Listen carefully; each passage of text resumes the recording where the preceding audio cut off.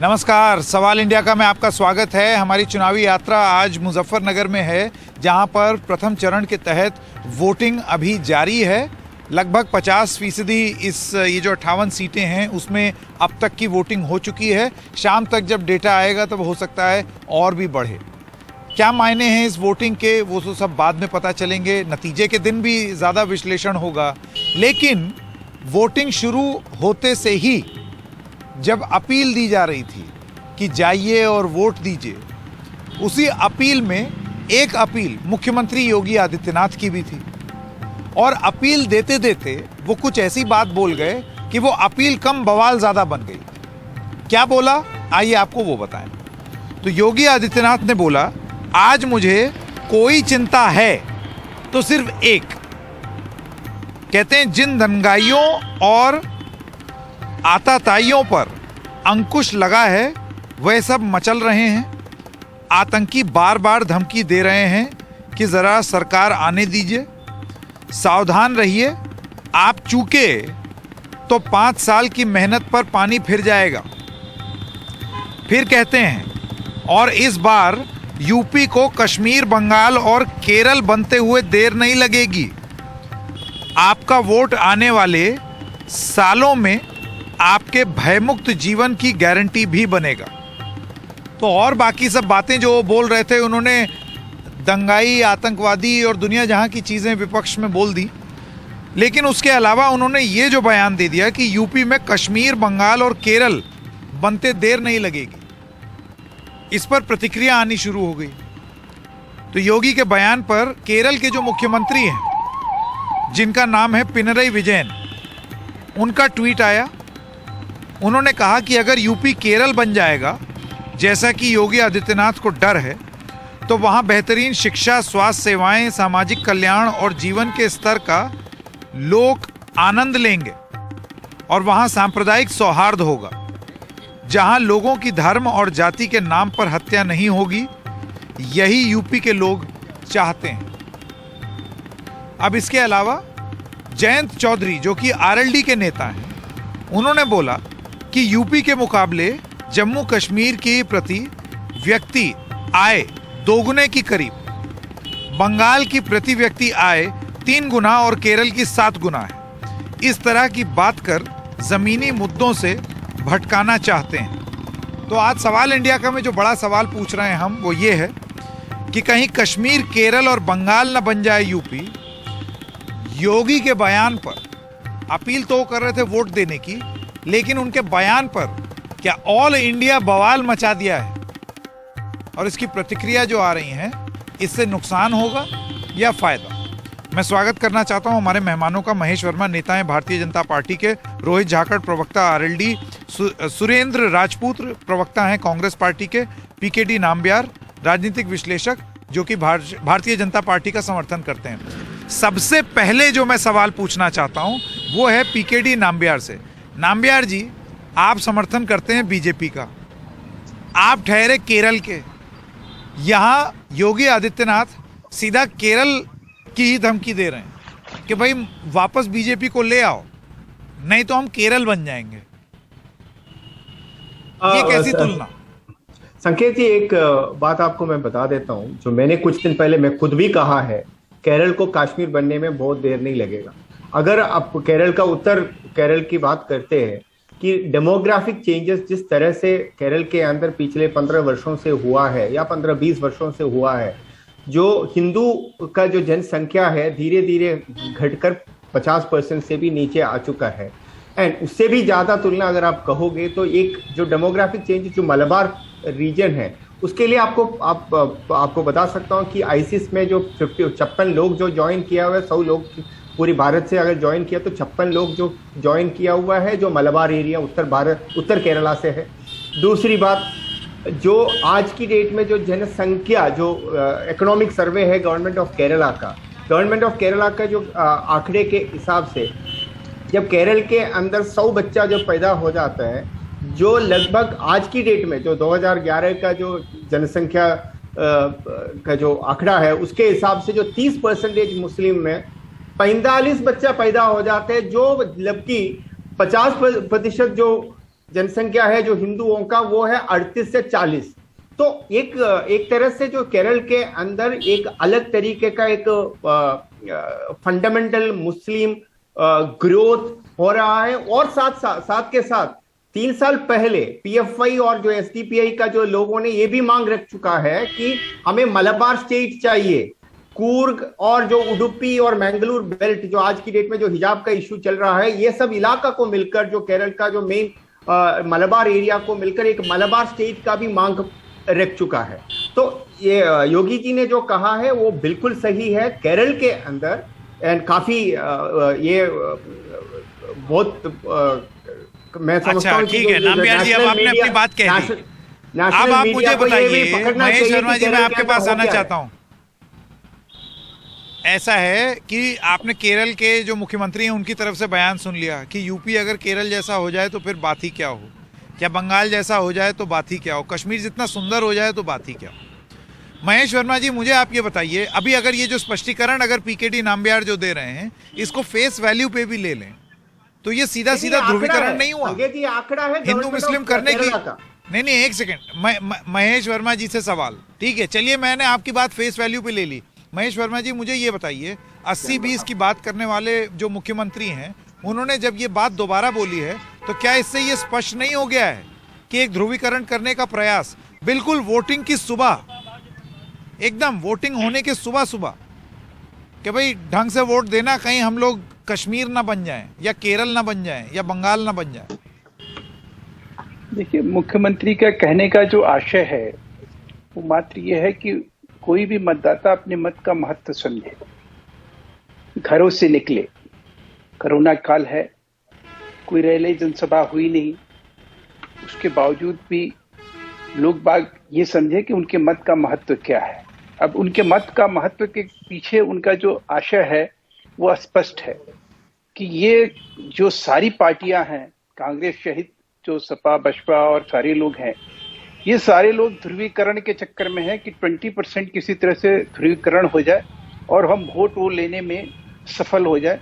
और वो लोग जो वर्षों से, आज 5 वर्षों से अब योगी सरकार है, तो वो लोग जो यहाँ एक आतंक के जरिए जो है अपना एक व्यवसाय और अपना एक जो आप ये कह लीजिए कि आतंक का एक तरह से व्यापार चलाते थे, जो जमीनों पे कब्जा करते थे, महेश जो लोगों का जीना महेश वर्मा जी, इसीलिए मैंने अपना सवाल जो है वो बहुत ही समय लगा करके ड्राफ्ट किया था।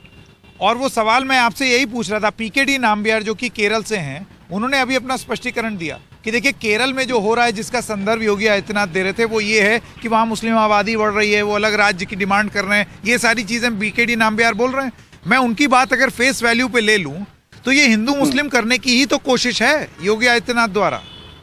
देखिए साहब, या तो आप कह दीजिए कि नामबियार जी झूठ बोल रहे हैं। नहीं, नामबियार जी जो कह रहे हैं उसका भी महत्व है, और मतों के ही जरिए इस तरह के जो प्रयास है, इस तरह की सोच को हम कहीं ना कहीं नीचे कर सकते हैं। ये लोकतंत्र है हमारा। क्या केरल, बंगाल और कश्मीर का जिक्र ध्रुवीकरण करने की कोशिश है या नहीं, हाँ या ना? 100% ये सवाल। ये तो 100% सच है कि जो केरल, कश्मीर और पश्चिम बंगाल में होता है वो एक वर्ग विशेष के लिए जो है सारी चीजें की जाती है, उसी के लिए सोचा जाता है, उसी के लिए वहां के बहुसंख्यकों को मारा जाता है, उसी के लिए अलग राज्य की मांग उठाई जाती है, उसी के लिए ये कहा जाता है कि आप ऐसा क्यों है, मुझे आप ये बताइए। ये वो राज्य हैं महेश वर्मा जी। एक सेकंड, सुरेंद्र राजपूत, मैं आपके पास आना चाहता हूं। राजपूत जी, ये वो राज्य हैं जो कि पर कैपिटा इनकम में, जैसे अभी जयंत चौधरी ने भी लिखा, उत्तर प्रदेश से ज्यादा है।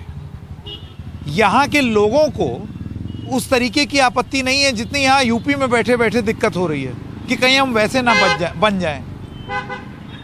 हिंदू मेजॉरिटी स्टेट्स हैं ये सारे, कश्मीर को छोड़ करके जी, और वहां पर इतनी दिक्कत लोगों को नहीं है जितनी यहाँ यूपी में बैठे बैठे दिक्कत हो रही है। संकेत भाई, पहली चीज तो आपका कार्यक्रम शुरू होने से पहले मैं एक चीज को खेद व्यक्त कर देता हूँ। पिछली बार आपके कार्यक्रम में मैं थोड़ा सा ऊंचा आवाज आ गई थी, उसके लिए मुझे सच में खेद है। आपके कार्यक्रम में कभी ऊंची आवाजें नहीं थी।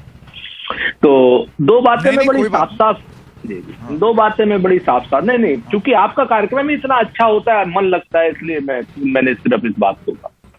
एक कहते हैं ना कि दुरंगी छोड़ एक रंग हो जा, सरासर मोम या फिर संग हो जा। ये भारतीय जनता पार्टी के लोग मूल रूप से जैसे कैराना को पूरे उत्तर प्रदेश में या पूरे भारत में दिखाकर वोट बटोरना चाहते हैं।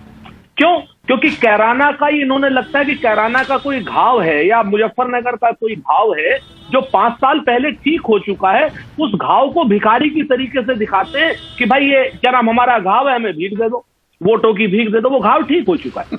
दूसरी बात मैं आपको बताऊं, उसी तरीके से केरल हो चाहे बंगाल हो, जो हमारा उत्तर प्रदेश का मतदाता वहां नहीं गया है, जहां जिसको कि उनकी सोशल वैल्यूज का नहीं पता, जिसको ये नहीं पता कि वहां पर कैपिटल इनकम उत्तर प्रदेश से दुगनी है, जिसको नहीं पता कि वहां पर बेरोजगारी की दर यहां से कम है, जिसको नहीं पता कि साक्षरता की दर केरल में 100% है।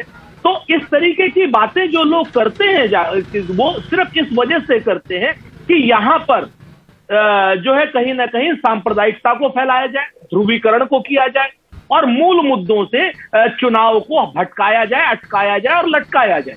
लेकिन इस बार हमारी जनता इतनी जागरूक है कि भारतीय जनता पार्टी के अटकाने, भटकाने और लटकाने पर नहीं, असलियत के मुद्दे पर चुनाव लड़ रही है। क्योंकि 5 साल से भारतीय जनता पार्टी यहां शासन में है।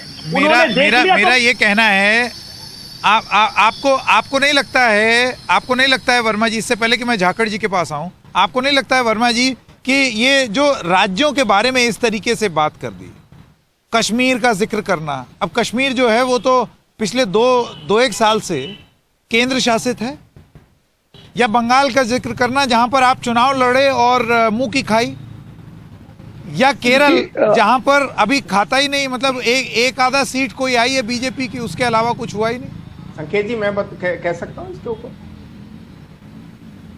देखिए एक सेकंड वर्मा जी के लिए खाइए, उसके बाद मैं झाकड़ साहब के पास आऊं। देखिए मैं आपसे यही कहना चाहूंगा संकेत जी कि जो हमारी नीति और रीति जो है वो हमेशा एक विकास परक रही है। हम विकास से जोड़ के, हम उन्माद से कभी नहीं जोड़ते। और ये जो उन्मादी तत्व हैं, जहां पश्चिम बंगाल की आपने बात कही, वहां पे जिस तरह से रोहिंग्या को लेकर, बांग्लादेशी को लेकर जिस तरह से सुप्रीम कोर्ट का वहां पे आदेश था, उनको लेकर जिस तरह से कोर्ट की टीका टिप्पणी थी, उसके बावजूद भी वहां ममता बनर्जी ने क्या किया। केरल का लीजिए, वहां मुस्लिम लीग आज भी जिंदा है, वहीं से सिम्मी का सारा संचालन होता है। 100 ऐसे आपको मिलेंगे कि जो वहां पे केरल में जो है 100 ऐसे संगठन होंगे। मुझको एक बात बताइए, मुझको बस मैं उसके बाद आप कहते हैं कि नहीं ध्रुवीकरण की राजनीति नहीं करती है बीजेपी। ये केरल, कश्मीर और बंगाल का जिक्र वोटिंग के एकदम पहले, मेरा सवाल बिल्कुल एकदम बेसिक है, वोटिंग से पहले ही आपको ये बात क्यों याद आई? ये किस तरीके की अपील की गई? अरे साहब हमने तो बिल्कुल एकदम लोडेड महीना, हाँ एकदम मैं आपको बता रहा हूँ कि हमने केरल को लेके जिस तरह से केरल और पश्चिम बंगाल में हमारे कार्यकर्ताओं को जिंदा जलाया गया, हमारी वहां जो कार्यकर्ताओं की बहन बेटियों की इज्जत लूटी गई, जिस तरह से हमारे साथ वहां हुआ, बीजेपी के लोगों के साथ होता रहा है, उसके लिए हमने 45 दिन इस राजधानी में हमने चित्र लेके बांह कटे हुए, सर मुझे आप ये बताइए, क्या एक सेकंड, क्या उत्तर प्रदेश में जुर्म खत्म हो गया है? क्या उत्तर प्रदेश में महिलाएं बहुत सुरक्षित हैं या मध्य प्रदेश में बहुत सुरक्षित हैं? भाई देखिए, हर राज्य में रिकॉर्ड उठाया जाएगा। झाकड़ साहब मैं आपसे पूछना चाहता हूँ, झाकड़ साहब का जवाब। झाकड़ साहब ने बहुत टाइम से नहीं बोला है, झाकड़ साहब का जवाब। आप सभी को सादर प्रणाम। अभी महेश वर्मा जी अपने तर्कों से समझा नहीं पा रहे, या हम समझाने में असमर्थता वो जता रहे हैं। उनके मुख्यमंत्री या चुनाव की पहली फेज है, पहले दिन की वोटिंग है, और केरल से, बंगाल से वो अपनी तुलना ना बन जाए। अरे सकारात्मक रूप से तो केरल और बंगाल हमसे बहुत आगे हैं। अगर हमें कुछ अच्छी चीजें लेनी है तो केरल और बंगाल से लेनी चाहिए, और अगर इन्हें ध्रुवीकरण करना है तो सीधे तौर पे कहें ध्रुवीकरण कर रहे हैं। लेकिन इनका कोई भी ध्रुवीकरण उत्तर प्रदेश के चुनाव में चलने वाला नहीं है। यहाँ किसान, कमेरा, वंचित एकजुट है और तय कर चुका है कि ये 750 किसानों का बलिदान जाया नहीं जाएगा। ये वो उत्तर प्रदेश है संकेत भाई, जो ये लॉ एंड ऑर्डर की बात कर रहे हैं, जहां 4 किसानों को रौंदने वाला गृह राज्य मंत्री का बेटा 4 महीने में जमानत पा लेता है। ये इनकी लच्चर कानून व्यवस्था है, ये इनके अहंकार की प्रकाष्ठा है। अभी इनके राष्ट्रीय अध्यक्ष बयान दे रहे थे कि मैं बस एक चीज पूछना चाहता हूं नाम्बियार जी से। नाम्बियार जी, मेरा आपसे सवाल एक ही है। आप ये कह रहे हैं कि एक रिलीजियस एक्सट्रीमिज्म केरल में है, बंगाल में है आपके हिसाब से, और कश्मीर में है, और योगी आदित्यनाथ का ये कहना कि केरल ना बन जाए या वो ना बन जाए, वो इस्लामिक एक्सट्रीमिज्म की तरफ उत्तर प्रदेश ना चला जाए। मैं आपसे ये जानना चाहता हूँ कि एक तरीके का एक्सट्रीमिज्म रोकने के लिए क्या उत्तर प्रदेश में दूसरे तरीके का एक्सट्रीमिज्म नहीं हो रहा है? आरोप तो यही है ना कि एक धर्म विशेष को दबा करके एक दूसरे धर्म विशेष के लोग जो हैं वो जरूरत से ज्यादा हावी हो रहे हैं, एक्स्ट्रा जुडिशियल हो जा रहे हैं, खुद ही फैसला सुना दे रहे हैं। संकेत जी, मैं 2 बात तो अगर आपको माहौल अच्छा बनाना है, कानून का राज स्थापित करना है, तो वो सब धर्म, सब जाति, सब लोगों के लिए होना चाहिए। ये मुस्लिम एक्सट्रीमिज्म पर ही इतना जोर क्यों? और अगर जोर है तो फिर ये ध्रुवीकरण नहीं है। संकेत जी, सबसे पहले एक की नहीं, सवाल मेरा ये है, जिस आर्जव से हम लोग ये सब चीज बातें कर रहा है, जो ध्रुवीकरण का और ये बात का, हमारा मुंह से इस तरह का प्यार कभी एक काश्मीरी पंडितों के लिए आता नहीं है। उनके ऊपर उनको वापस बेचने के लिए कोई चर्चा होता नहीं है। जब अगर योगी आदित्यनाथ और कश्मीर और बंगाल बिल्कुल और होनी चाहिए। एक सेकंड नाम्बियार जी, देखिए ऐसा है, अगर आप एक इशू में और इशू और उसमें और इशू मिलाएंगे, जाहिर सी बात है समय कम है, बहुत सारी चीजों पर गंभीरता से बहुत लंबी बात नहीं हो पाएगी। कश्मीरी पंडितों का मसला जो है वो बहुत पुराना और बहुत गंभीर है, उसके लिए बहुत ज्यादा समय चाहिए होगा ताकि हम विस्तार से बात कर सकें। लेकिन ये वॉटअबाउटरी में गिना जाएगा। मैं जल्दी क्या हुआ वो, क्या हुआ ये, ऐसे करके तो हम कई तर्क दे सकते हैं। मेरा सवाल ये है कि अगर ध्रुवीकरण की बात की जा रही है, अगर एक्सट्रीमिज्म रोकने की बात की जा रही है, तो हर तरीके के एक्सट्रीमिज्म को क्यों नहीं रोका जा रहा है? सिर्फ एक धर्म विशेष के लिए क्यों बात हो रही है? संकेत जी, मैं आपसे एक कहना चाहूंगा कि ध्रुवीकरण किसी भी राजनीति के अंदर या कोई समाज के लिए सही नहीं है। लेकिन एक राज्य का मुख्यमंत्री अगर उसका मतदाताओं को ये सूचित करते हैं कि दैट केरल के अंदर या कश्मीर के अंदर वो किस तरह का विघटनवाद हो रहा है, उससे बचाने के लिए आप भाजपा के लिए वोट करो या आप सावधान रहे, उसमें क्या गलती है? दूसरी बात यह है कि मैं आपको एक कह देता हूँ, आपको अपने केरल में कुछ अच्छा नहीं दिखाई दे रहा है क्या? नहीं, मैं कह रहा हूँ भाई, केरल में अच्छी एजुकेशन, अच्छा हेल्थ केयर सिस्टम जैसे पिनरई विजयन कह रहे हैं, मैं आपको, या फिर बंगाल में पर कैपिटा इनकम यूपी से ज्यादा। संकेत जी, केरला एक या तो यूपी में ये भगवान का देश है। नहीं, संकेत जी, केरल भगवान का देश है या गॉड्स ओन कंट्री है, उधर बेस्ट हेल्थ फैसिलिटीज है, 100% लिटरेसी है। इस पे ये सब चीज में तो कोई चर्चा कर ही नहीं रहा। बट उसका मतलब ये नहीं है, काफी ज्यादा लोग कुछ सालों से, 2 दशकों से एक फंडामेंटल थॉट प्रोसेस में आ रहे हैं, आईसिस में ज्वाइन कर रहा है और अलग स्टेट का मांग कर रहा है, तो उसके बारे में भी तो आपको सोचना चाहिए ना। सिर्फ अच्छा ही थोड़ी ना देखा जाता है। जैसे कि अगर यूपी में एक छोटा सा, यूपी में कोई रेप होते हैं, क्राइम एक्टिविटी होते हैं, एक गाय मर जाता है, वो केरल के अंदर 4 दिन 5 दिन का चर्चा होता है। लेकिन केरल के अंदर कोई एक भूखा मर जाता है तो ये आपका नेशनल मीडिया में कवरेज ही नहीं होता। अगर तमिलनाडु के अंदर एक बच्चे को अगर स्कूल से उसको जबरदस्ती उसका कन्वर्जन करके, देखिए ऐसा है, ये तो चर्चा नहीं होता। सरकारें अपना काम करें, आप तय कर लीजिए आपको दिक्कत किससे है। आपको आतताइयों से दिक्कत है, कोट अनकोट दंगाइयों से दिक्कत है, या मीडिया से दिक्कत है? मैं तो सिर्फ एक, मीडिया ये नहीं करती, मीडिया वो नहीं करती, वो दंगाई की बात कर रहे हैं। सुरेंद्र राजपूत, मैं आपके पास आना चाहता हूं, और सवाल, ताकि हम अपना फोकस ना खो दें, सवाल मेरा सीधा सीधा है, अगर आप ध्रुवीकरण, अगर आप रिलीजियस एक्सट्रीमिज्म की बात कर रहे हैं, तो फिर सब धर्मों में जो एक्सट्रीमिज्म हो रहा है उसको रोकने की बात होनी चाहिए, सिर्फ एक धर्म को रोकने की बात नहीं होनी चाहिए। और चुनाव के एकदम पहले इसका जिक्र, ये ध्रुवीकरण करने की कोशिश है या नहीं? निश्चित तौर पर संकेत भाई आपके एक एक शब्द से सहमत हूँ। वो कहते हैं ना कि तेरी बातों में यूं भी आ गया मैं, भटकने का दिल बहुत कर रहा था। सच बात यह है कि पहले पाकिस्तान फिर मुसलमान, जब इन दोनों की दाल नहीं गली इनमें, तो अब केरल को बदनाम करने की साजिश, बंगाल को बदनाम करने की साजिश और जम्मू कश्मीर को बदनाम करने की साजिश कर रहे हैं ये लोग। और मैं आपको बड़ी जिम्मेवारी से कहता हूं, क्या ये भारत के गणराज्य के अंग नहीं है? क्या नरेंद्र मोदी जी इनके प्रधानमंत्री नहीं है? क्या नरेंद्र मोदी जी की कयादत में इन जगहों पर अगर फंडामेंटल एक्सट्रीमिज्म चल रहा है, तो पिछले 8 साल से नरेंद्र मोदी जी क्या आखिरी सवाल महेश वर्मा जी से। महेश वर्मा जी, अब मेरा आखिरी सवाल आपसे है, और वर्मा जी मेरा सवाल ये है कि क्या योगी आदित्यनाथ आज सुबह अगर वो चरमपंथियों को, आताताइयों को, दंगाइयों के बारे में बात कर रहे थे, तो क्या उनको सब धर्म में जो चरमपंथी हैं उनके बारे में बात नहीं करनी चाहिए थी? कश्मीर, बंगाल और केरल का जिक्र करके सिर्फ एक धर्म विशेष के चरमपंथियों के बारे में क्यों बात की? और अगर की तो ये ध्रुवीकरण नहीं है तो और क्या है?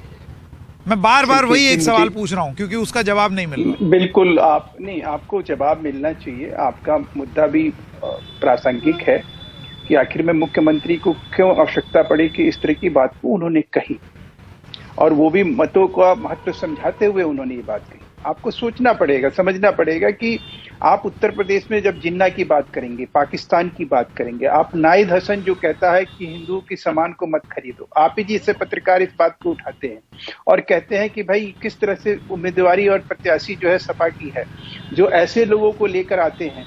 तो जहां अपराधी और गुंडों का गलत बात है, इस तरीके के बयान नहीं देने चाहिए। तो मैं ये कह रहा हूं कि आज अगर ऐसे माहौल में आप किस तरह से प्रतिकार करेंगे, किस तरह से उस चीज को कहेंगे? इसी तरह से कहेंगे कि जो हमारे मतदाता हैं वो अपने मतों का जो है विकास के लिए प्रयोग करें।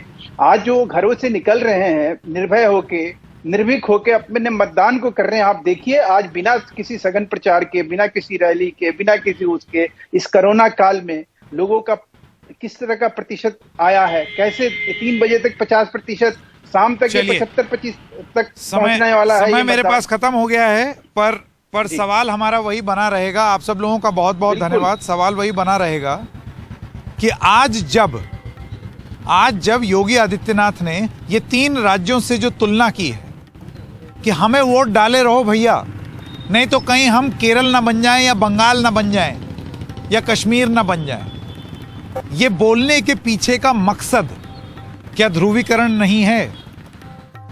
और उससे भी बड़ा सवाल ये है कि क्या ऐसा करने से बीजेपी को लाभ मिलेगा? एक और छोटा सा सवाल, ये तो अभी प्रथम चरण की ही बात है, अभी 6 चरण और बाकी हैं, और कितनी इस तरीके की बातें होंगी ये भी देखा जाएगा। एक छोटे से ब्रेक के लिए रुक रहे हैं, अभी हाजिर होते हैं।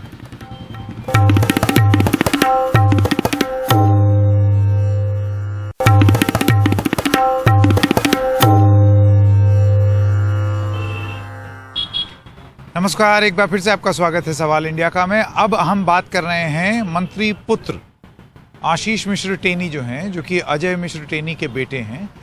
उनको बेल पर अभी रिहाई हुई, बरी नहीं हुए हैं, रिहाई हुई। आरोप अभी भी उनके ऊपर है, लेकिन इसको किस तरीके से देखा जाए? देखिए, सीधी सी बात है, अदालत ने ये फैसला लिया है, तो ये आरोप लगाना कि किसी राजनीतिक कारण से ये फैसला लिया गया है वो ठीक नहीं होगा। लेकिन उसको राजनीतिक रूप से प्रस्तुत करना कि अब वो बाहर आ गए हैं, अब तो सब कुछ ठीक है, बेल पर हैं, ये बेल है। ऊंची अदालत में इसके खिलाफ अपील भी की जा सकती है। मैं स्वागत करना चाहता हूं महेश वर्मा जी का, और सुरेंद्र राजपूत जी भी हमारे साथ बने हुए हैं। सबसे पहले सुरेंद्र राजपूत जी, आपके पास आना चाहता हूं। बहुत टाइम लगाकर धीरे धीरे, और वो भी बहुत दबाव के बाद, पहले तो गिरफ्तारी हुई, उसके बाद जब मामला सुप्रीम कोर्ट तक चला गया और सुप्रीम कोर्ट ने जब एसआईटी तय की कि ये सो एंड सो इसकी जांच करेंगे, उस एसआईटी ने दोषी पाया, और उसके बाद ये गिरफ्तारी थी, अब जाकर के बेल हुई। आपको लगता है कि राजनीतिक रूप से इसको लखीमपुर खीरी के चुनाव से एकदम पहले रिलीफ की तरह देखना गलत होगा बीजेपी के लिए? दोषी वो अभी भी हैं, आरोपी वो अभी भी हैं। मूल रूप से संकेत भाई, एक बड़ा पुराना से एक शेर याद आ जाता है, कहते हैं ना कि किससे करे शिकायत, कैसी ये दुश्वारी है, और मुलजिम भी सरकारी है और मुंसिफ भी सरकारी है।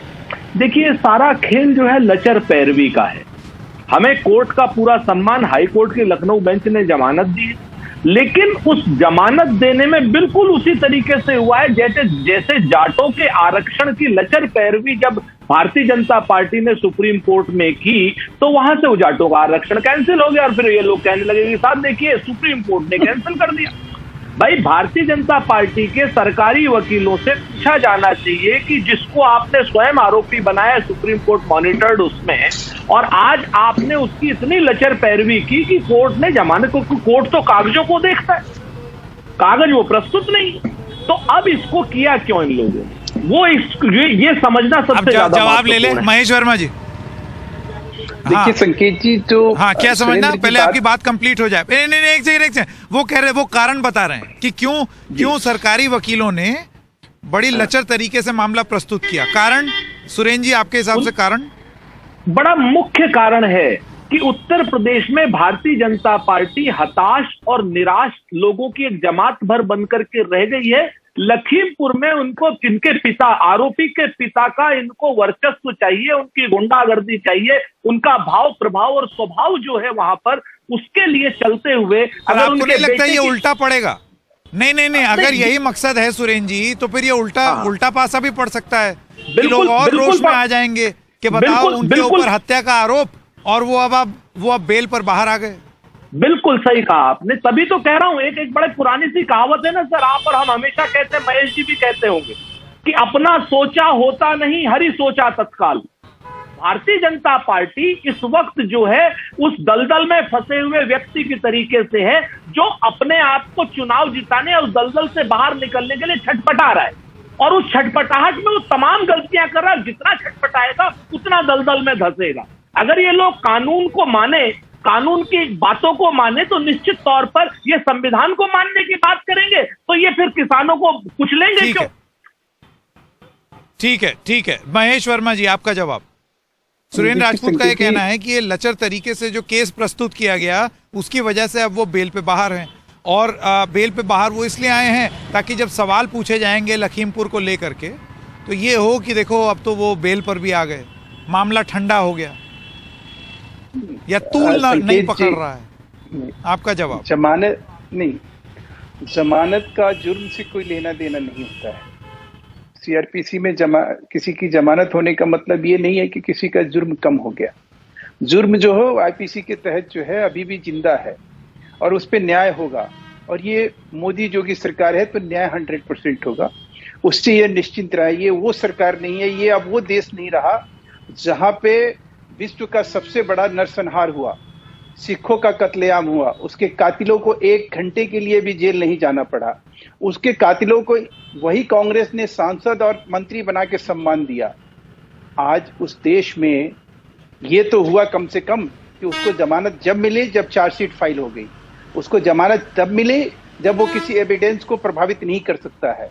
तो अगर ऐसे में न्याय की, अगर ऐसी दस्तूर और न्याय की ऐसी व्यवस्था स्थापित हुई है, तो निश्चित रूप से जो उसमें लोग शामिल नहीं, आप इस आरोप का जवाब किस तरीके से देंगे? राजपूत जी का जो ये कहना है कि सरकारी वकीलों ने ठीक से केस प्रस्तुत नहीं किया और उनको बेल मिल गया। देखिए, bail is also the norm, bail मिलना भी कानूनी प्रावधान है।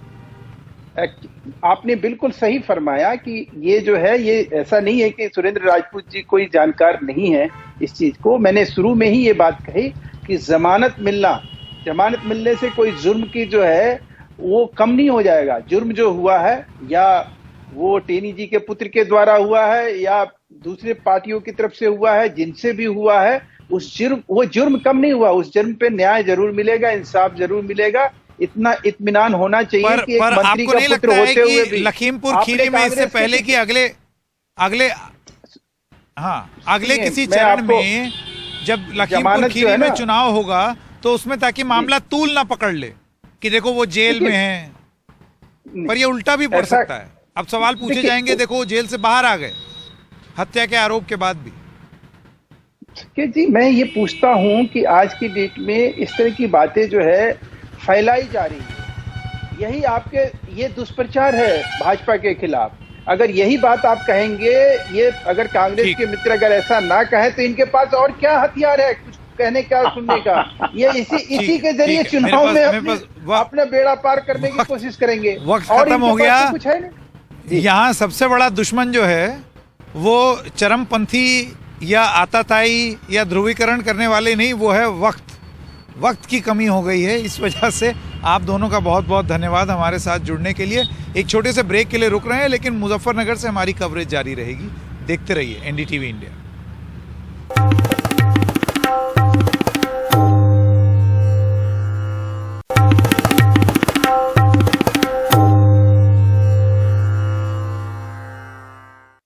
सवाल इंडिया का में आपका एक बार फिर से स्वागत है। और आइए अब आपको बता दें कि अजय मिश्र टेनी के बेटे आशीष मिश्र की रिहाई पर प्रियंका गांधी, जो कि कांग्रेस की महासचिव हैं, उन्होंने क्या कहा। इनके मंत्री के पुत्र ने 6 किसानों को कुचला, क्या उसने अपना इस्तीफा दिया? हमारे प्रधानमंत्री जी बहुत नेक हैं, सब कहते हैं बहुत अच्छे हैं, बहुत नेक हैं, तो उन्होंने इस्तीफा क्यों नहीं मांगा? इस्तीफा क्यों नहीं मांगा अपने मंत्री से?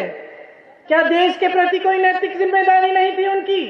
आज उस लड़के को जमानत मिली है, थोड़े ही दिनों में खुल के घूमेगा फिर से, जिसने आपको कुचल डाला। इस सरकार ने किसको बचाया? उन किसानों के परिवारों को बचाया? उनकी जो पुलिस थी, प्रशासन थी, कहां थी वो जब उनको कुचला?